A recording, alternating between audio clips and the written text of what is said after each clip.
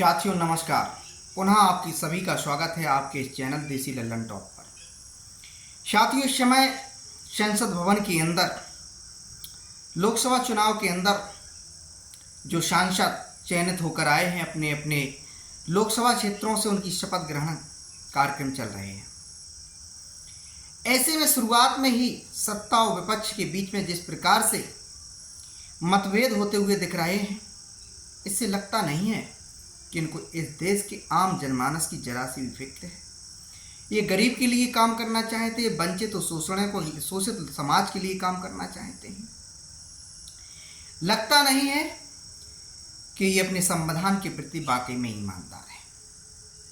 जिस प्रकार से ये लोग बयानबाजी कर रहे हैं, जिस प्रकार से नारा आ रहा है जय फिलिस्तीन, ये लोग देशभक्त तो कतई कहलाने लायक नहीं है। जिस प्रकार से एक मजबूत लोकतंत्र के अंदर इन लोगों को मर्यादा रखनी चाहिए, वैसी नज़र नहीं आ रही है। ऐसे में सहारा निवेशक उम्मीद अपने भुगतान की कैसे इन लोगों से कर सकता है। साथियों, मेरा तो हर बार आप लोगों से एक ही सवाल रहता है कि आप लोग जब तक स्वयं स्वतंत्रता के साथ अपने भुगतान के लिए आगे नहीं आएंगे, तब तक आपके भुगतान के लिए इस देश के अंदर कोई सुनने वाला नहीं है। आपको अपनी लड़ाई अपने हिस्से की स्वयं लड़नी पड़ेगी। साथियों, एक मेरे दिमाग में ख्याल आया, सोचा आप लोगों के साथ जरूर शेयर करूं, जिससे आपकी आंखें खुली की खुली रह जाएं। साथियों, आप लोगों को ध्यान होगा कि सहारा इंडिया के अगेंस्ट माननीय सुप्रीम कोर्ट ने एक ऑर्डर पास किया था सन 2012 में।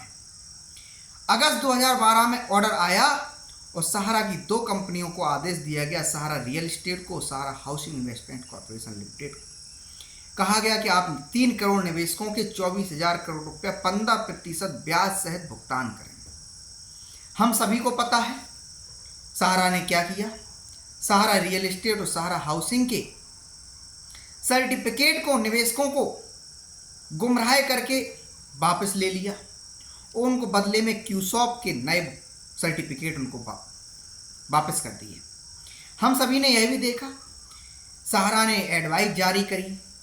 ऐसा लगा कि जैसे पूरा भुगतान की प्रक्रिया सहारा ने कर ली हो। और वो क्यूसॉप के जो सर्टिफिकेट निकाले गए थे, वो मई, जून, जुलाई इन डेटों में निकाले गए। वैग डेट का सॉफ्टवेयर लॉन्च किया गया और चूंकि 31 अगस्त 2012 का वो ऑर्डर था और सहारा को दिखाना था कैसे भी करके कि हम सहारा रियल एस्टेट और सहारा हाउसिंग के जितने भी निवेशक इनका भुगतान कर चुके हैं, तो इन्होंने सॉफ्टवेयर अपडेट कराया बैक डेट में और निवेशकों का भुगतान किया।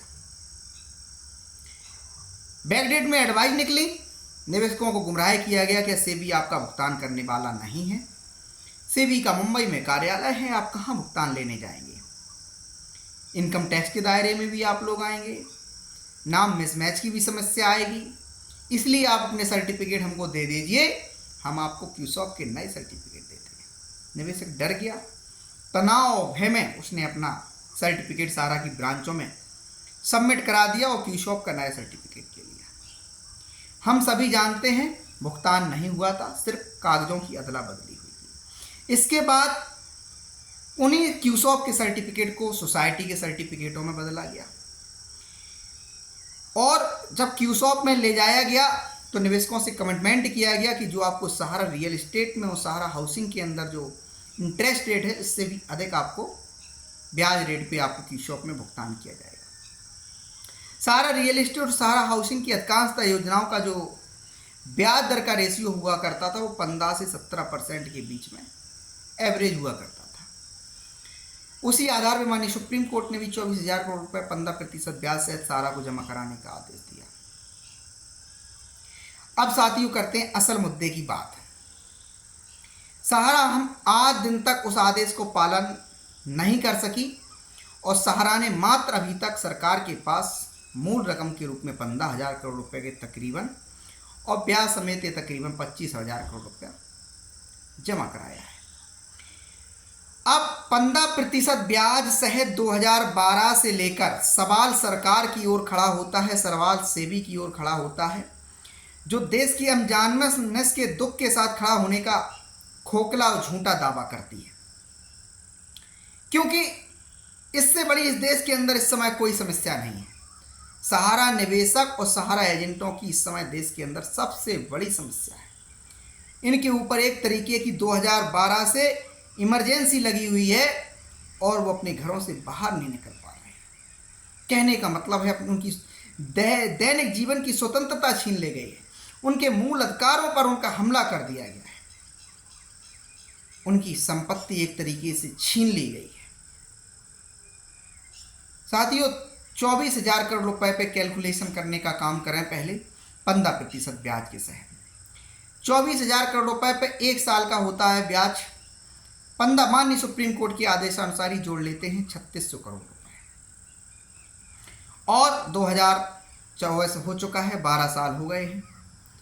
तो इस हिसाब से आपका जो पैसा हो गया है 24,000 करोड़, और ये इंटरेस्ट रेट तकरीबन 67,000 करोड़ से लेकर 70,000 करोड़ रुपए से भी हाथ पे हाथ बंद कर रखे हुए हैं।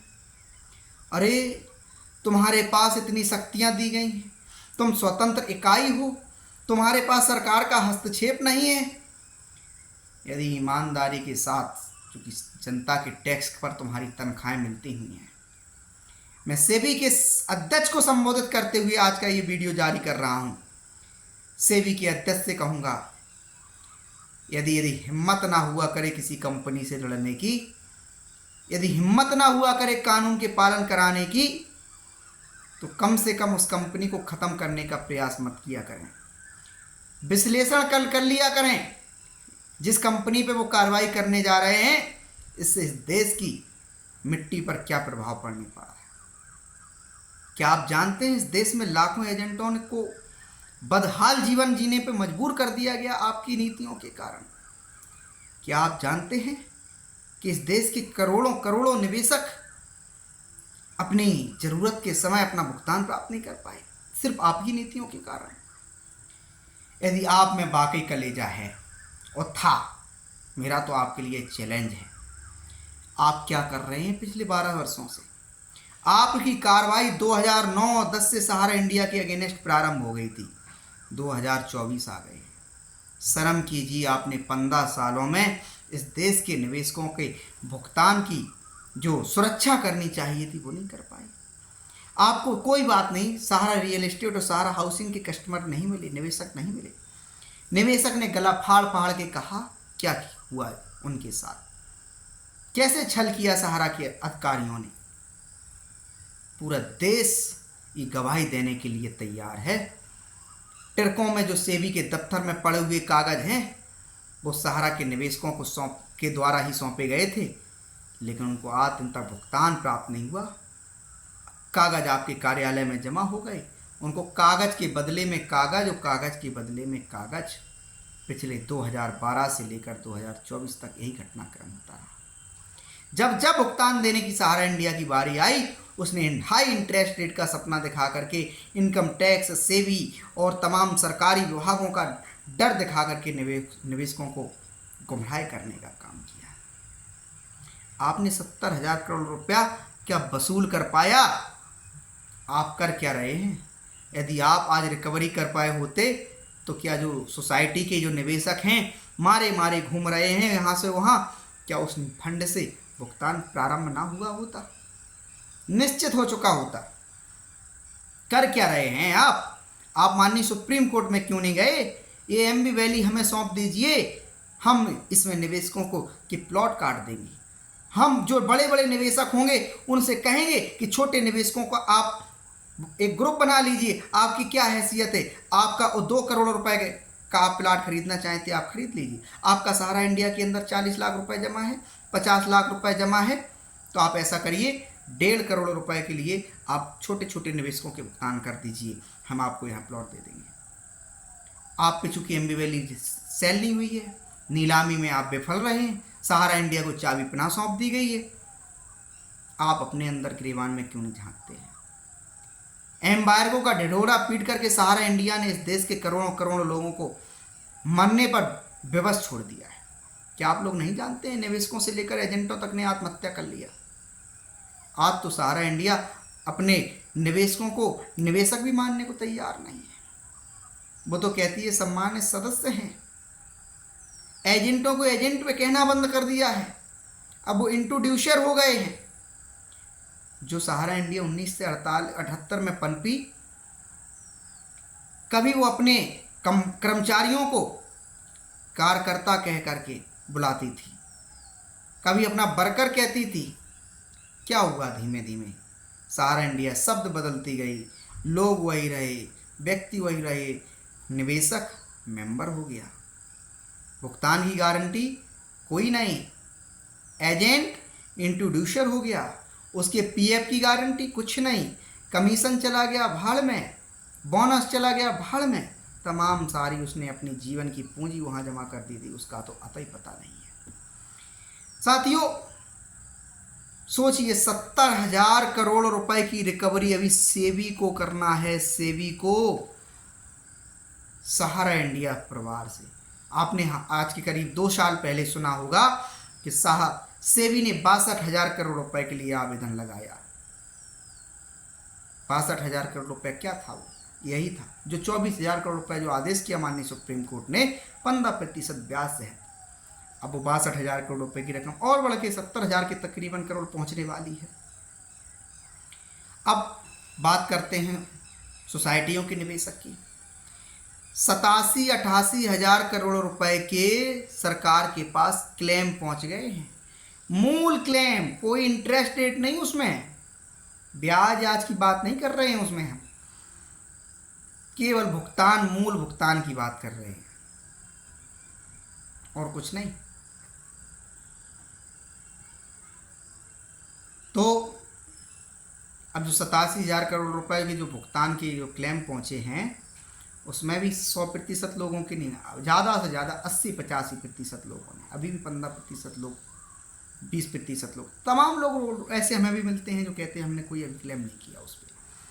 क्योंकि वहाँ भी इतना जो ड्रामा हो रहा है, निवेशक के साथ जो खिलवाड़ चल रहा है। पहले बर्ड्स एक्ट के तहत पूरे देश में आवेदन लिए गए, निवेशक मारा मारा घूम रहा है। वो क्या है, ठगी पीड़ित परिवार वाले ने पूरे देश के निवेशकों से कहा, बर्ड्स एक्ट के तहत प्रधानमंत्री ने गारंटी दी है, एक एक पैसा प्रधानमंत्री जी दिला रहे हैं। डीएम के दफ्तर में जाकर के, बर्ड्स अधिकारी के पास जाकर के आप अपना आवेदन दे के आइए।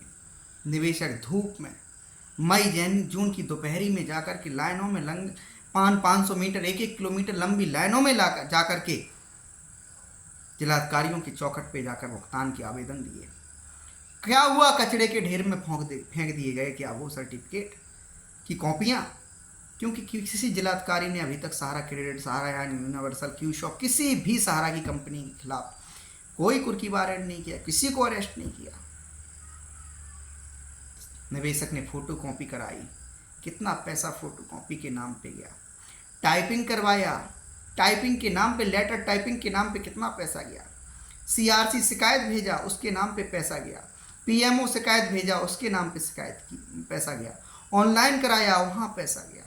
टाइम बर्बाद हुआ, अपना व्यापार उसने छोड़ा, अपनी खेती किसानी उसने छोड़ा। कंपनी के वर्कर ने अपना कंपनी पे उस एक दिन की छुट्टी ली। सेबी वाले क्या इतना मजाक समझ रहे हैं इस मामले को? जरा सी भी गंभीरता नहीं है उनके अंदर। इतना बड़ा तुम्हारा प्रभाव, इतना बड़ा तुम्हारे पास कानून की शक्ति मिली हुई है, आप तो स्वतंत्र रिजर्व बैंक की तरह इकाई है।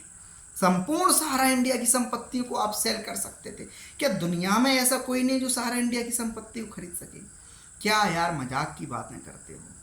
सरकार की इतनी कंपनियां हैं, LIC चुटकियों में खरीद लेगी सहारा को, चुटकियों में।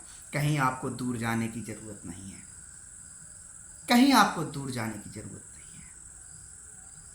आप लोग मक्कारी सिर्फ छोड़ दें तो ईमानदारी से बताएं, एक माह के अंदर सहारा की एक एक संपत्तियां, चाहे वो सहारा ने के अधिकारियों ने निजी नाम से क्यों ना खरीद ली हैं, आप लोग ईमानदारी से उतर आए, मक्कारी छोड़ करके खोद के निकाल लाएंगे जितने भी डायरेक्टर अधिकारियों ने अपने नाम संपत्तियां कर रखी होंगी। और ऐसा हुआ है, भिन्न भिन्न कंपनियों के नाम ये खेल खेला गया है। सैकड़ों कंपनियां सहारा ने अपने बना रखी हैं, अलग अलग डायरेक्टर बना रखे हैं। एक कंपनी का पैसा दूसरी कंपनी में ट्रांसफ़र कर दिया गया। मान लीजिए, एग्जाम्पल देते हैं, इस देश के अंदर सहारा इंडिया जैसे जिस प्रकार से कहता था हमारी 5000 ब्रांच इस देश के अंदर कार्य कर रही हैं, उन 5000 ब्रांच के अंदर अलग अलग जिस प्रकार से प्रत्येक ब्रांच का एक स्थानीय स्तर पे बैंक खाता हुआ करता था, और वो बैंक खाता अधिकांशतः सहारा इंडिया के नाम पर हुआ करता था। कहीं कहीं सहारा क्रेडिट के नाम पे भी हो सकता है, फाइनेंशियल के भी नाम पर हो सकता है। अब वो सहारा इंडिया के नाम पे जो पैसा जो ब्रांच में आया वो किसके नाम पे, कहीं उस पैसे का फार्म काटा गया सहारा क्रेडिट का, कहीं सहारा फाइनेंशियल का, कहीं सहारा रियल एस्टेट का, सहारा कॉरपोरेशन का, पता नहीं भिन्न भिन्न तमाम अलग अलग फॉर्म काट के पैसा कहाँ आया, सहारा इंडिया के खाते में। स्थानीय स्तर पे जो उनकी ब्रांच में उससे वहाँ ट्रांसफ़र किया गया मुख्यालय के लिए। और मुख्यालय से पैसा कहाँ गया पता नहीं, मुख्यालय का खाता किसके नाम से पता नहीं। ऊपर से आदेश आ गया कि अब आपकी ब्रांच को इस खाते में ट्रांसफ़र करना है, तो स्थानीय स्तर पे उसी खाते में ट्रांसफ़र किया गया पैसा। यही हुआ, यही खेल खेला गया। और इसके बाद भिन्न भिन्न प्रॉपर्टियां बनाई गई, भिन्न भिन्न लोगों के नाम से, भिन्न भिन्न कंपनियों के नाम से। सेबी वाले कहते हैं कि हम कार्रवाई कर रहे हैं। अभी मैंने सेबी की अध्यक्षा का बयान सुना था जब सहारा प्रमुख सुब्रत राय की मौत की खबर आई, लेकिन उस पर भी बहुत सारे लोगों को अभी भी सस्पेंस बना हुआ है। जिस प्रकार की सरकार की कार्यप्रणाली सुप्रीम कोर्ट में देखी गई कंटम केस के मामले में, वहाँ सरकार ने अभी तक एक्सेप्ट नहीं किया सुब्रत राय चले गए इस दुनिया को छोड़ करके। वहाँ सरकार ने तारीख ले ली, सेबी ने तारीख ले ली वहाँ पे। हैरानी की बात देखिए साथियों, सजग रहिए। भुगतान के लिए जब तक आप पूरे जी जान के साथ नहीं लड़ेंगे, पैसा हमारे आपका है नहीं किसी के बाप का है, इस नारे के साथ आपको सरकार की नज़रों से नज़र मिलाकर के बात करनी चाहिए। कोई आप चोर नहीं, माँ भारती के सपूत हैं। कोई आप एहसान करने को नहीं मांग रहे किसी अधिकारी से कि हमारे आप ऊपर उपकार कर दीजिए। अरे नहीं बेची जा रही है कंपनियों की प्रॉपर्टियां, अरे सीधा कहता हूँ निवेशकों को सौंप दीजिए। निवेशकों में इतनी हैसियत है, सहारा इंडिया को चला के दिखा सकते हैं, सरकार के एक एक कानून को उनको फॉलो करके दिखा सकते हैं, कंपनी की व्यवस्था को लाइन पर ला सकते हैं। सौंप के देख लीजिए।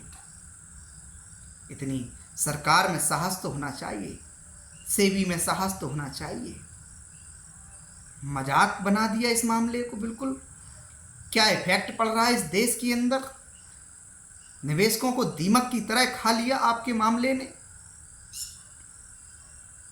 अगर सहारा इंडिया ने तमाम कानूनों की धज्जियां उड़ाई तो सेबी ने भी कम इस मामले में सहयोग नहीं किया है, सरकार की एजेंसियों ने भी कम सहयोग नहीं किया है इसमें।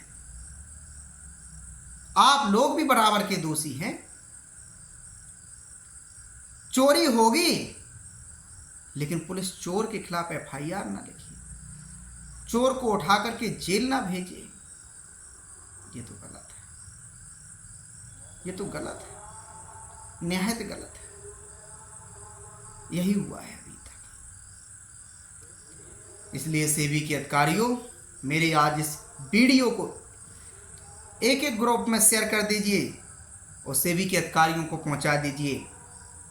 बताइए, उनसे कहिए आपने चाहे जितनी बड़ी बड़ी डिग्रियां कर करके आपने जॉब प्राप्त की हो, लेकिन आपको एक मजदूर का दर्द नहीं दिखाई देता तो किस काम की आपकी वो जॉब्स, किस काम का आपका पद, किस काम की वो आपकी ताकत शक्ति, जब आपको इस देश के मजदूर का, युवा का, किसान का, गांव गरीब देहात में रहने वाले लोगों का दर्द नहीं दिखाई देता। आप किसके टैक्स पे पल रहे हैं? जनता के टैक्स पे, हमारे आपके टैक्स पे। तो इसलिए सेबी के अधिकारियों से कहेंगे आत्ममंथन कीजिए और मीटिंग्स बुला करके तय कीजिए, चाहे आप कंपनी मंत्रालय को बैठाएं, चाहे वित्त मंत्रालय को आप बैठाएं, चाहे सीआरसी को बैठाएं, और चाहे तमाम अन्य जो केंद्र की सरकारी एजेंसियां हैं, सीबीआई और इनकम टैक्स है, एक बार बैठा के तय कर लीजिए कि ये सामूहिक का करना क्या है, कब तक इस प्रकार का कोर्ट कचहरी का और खेल चलता रहेगा, कब तक इसे रोकना पड़ेगा। क्योंकि सहारा का एक मात्र पैसा यहाँ नहीं है, पब्लिक का पैसा, जनता का पैसा। सारी कंपनियों को प्रतिबंधित कर दीजिए, सारे अधिकारियों को, डायरेक्टरों को प्रतिबंधित कर दीजिए, उठा उठा के जेल में भेज दीजिए, और फिर निवेशकों से कहिए आइए, यदि आप में हैसियत है तो आप चलाइए, और नहीं आप में हिम्मत है तो निवेशकों से कहिए आइए, मतदान कीजिए। आप में से जो लोग चुनाव लड़ना चाहते हैं चुनाव लड़ें, कंपनी के डायरेक्टर बने, कंपनी के कोषाध्यक्ष बने, कंपनी में इन्वेस्टमेंट करेंगे वो निवेशक, गांव गरीब देहात में फिर जाएंगे वो सहारा को खड़ा करने के लिए, उन संपत्तियों को सेल कराने के लिए, बड़ी कंपनियों से बात करने के लिए। या तो सहारा दौड़ पड़ेगी या सहारा की एक एक संपत्ति बेच करके मैं पाई पाई के ब्याज समेत सहारा के निवेशकों का भुगतान उठाएगा। आप क्या कार्रवाई, सच बताइए, कब से आपने सहारा के खिलाफ रिकवरी नोटिस जारी नहीं किया? सच बताइए, आपने कब से सहारा की संपत्ति को बेचने का काम नहीं किया? सच बताइए, आपको जो आदेश मिला था कि एक एक कागज को सुप्रीम कोर्ट के हवाले कर दें, आपके पास सुप्रीम कोर्ट जाने के लिए भी रास्ता खुला था। ईमानदारी से सोचिए, क्या एमबी वैली की नीलामी इतनी जटिल प्रक्रिया थी क्या? क्या इस दुनिया के अंदर कोई ऐसा उद्योगपति नहीं था जो सहारा की एमबी वैली को खरीद सके? क्यों अपनी जगह घसाई करा दिया आपने सहारा के मामले में दखलंदाजी? इसमें कोई सच्चाई 100% सत्यता है कि सहारा ने जितने भी कानून तोड़े जा सकते थे प्रत्येक कानून का उल्लंघन किया। यहाँ तक कि खाद्य विभाग के भी मुकदमे सहारा के खिलाफ पंजीकृत हैं। मानकों का जब क्यूसॉप लॉन्च की तो मानकों का ख्याल नहीं रखा सहारा ने। उधर इनकम टैक्स ने भी उनकी सहारा के खिलाफ मामला पंजीकृत कर रखा है। और इनकम टैक्स की बात कर देते और पीएफ वाला भी, भविष्य निधि संगठन वाला भी मामला, इधर आवासीय परियोजना वाला भी मामला चल रहा है। कितने बताऊं मैं, आपका सेबी का चल रहा है, एसएफआईओ का अलग जांच चल रहा है, सीआरसी सेंट्रल रजिस्ट्रार का अलग चल रहा है, अलग अलग उपभोक्ता फॉर्मों देश के अलग चल रहे हैं। जब ये कंपनी किसी लायक नहीं बची है, कर क्या रहे हैं आप लोग, कर क्या रहे हैं?